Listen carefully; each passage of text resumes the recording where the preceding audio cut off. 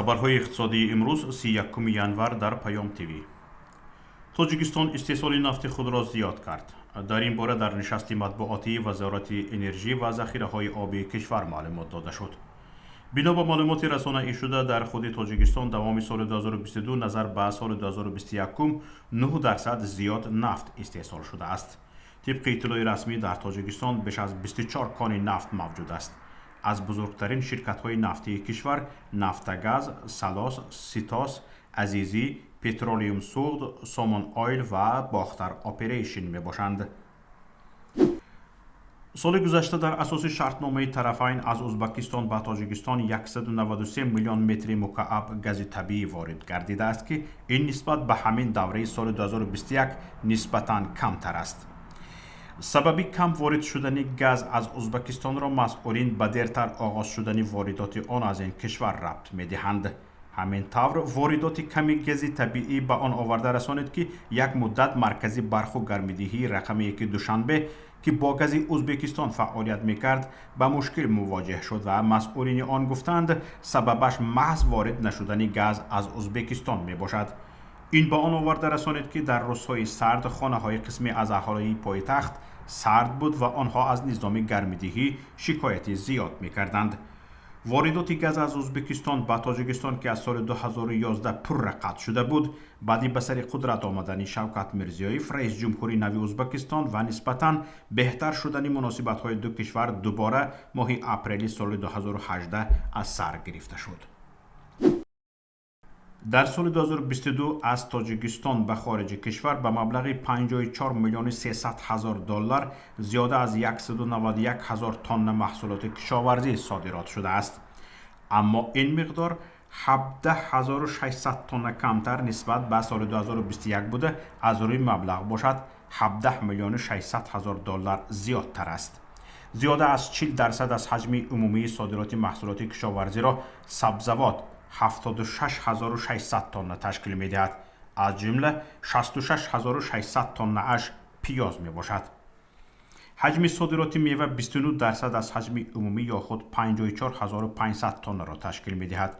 با ارائه این معلومات قربان حکیمزاده وزیر کشاورزی تاجیکستان در نشست مطبوعاتیش گفت خریداران سبزیجات و میوه تاجیکستان اساساً کشورهای اتحاد دولت‌های مستقل بوده بیش از همه روسیه و قزاقستان خریداری می‌کنند.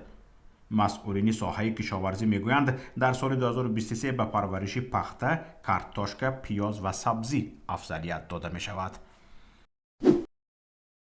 کارخانه نیروهای ازاتی وخش که میبایست تیر ماهی سال 2022 به کار انداخته میشد میخواهند در جشن نوروز به استفاده دهند. در سال جاری به تاجیکستان حدود 200,000 تن نیروهای مینرالی وارد شده است که نصف نیاز کشاورزی را میپوشاند.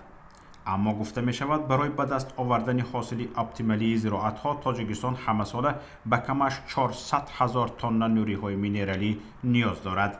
یگانه کارخانه استحصال نیروهای ازاتی در سربند تاجیک ازات که باید تا عید نوروز به کار شروع کند در نوبت اول می تواند بیش از 100,000 تن کربامید استحصال کند و بعداً با به کار انداختن خطهای نوبتی کارخانه می تواند حجم استحصال محصولات را در یک سال به 200,000 تن رساند. در همین حال طبق پیشگویی نشان دهنده های اساسی ماکرو اقتصادی جمهوری تاجیکستان در سال 2025 واردات نیروهای مینرالی را به 309,000 تن می رساند. در حال حاضر نیروهای ازاتی که بیش از 70% طلبات بازار نیروها را تشکیل می دهد وابسته به نامها برای 1 کیلوگرم از 7 تا 12 سومانی ارزش دارد. نرخ ارز بانک ملی تاجیکستان ارزش سومانی را نسبت به اسعار خارجی برای امروز 31 ینوار اعلان کرد. طبق نشاندهی بانک ملی تاجیکستان ارزش 100 روبل روسی برای امروز 14 سومانی و 60 درم است. این نهاد قرب میانه فروش 100 دلار ایالات متحده آمریکا در مؤسسه های قرضی تاجیکستان را 1029 سومانی و 20 درم ارزیابی کرده است. بانک ملی قرب میانه فروش 100 یورو را 1121 سومانی و 42 درم ارزیابی کرده است. نرخ طلا بهای هر اونس طلا در معاملات صبح امروز میان بانک های لندن 1926 دلار و 67 سنت معامله شد. نرخ نفت خام نرخ میانه فروش هر بشکه نفت خام تحویل ماه آینده در برج‌های لندن 84 دلار و 33 سنت معامله شد.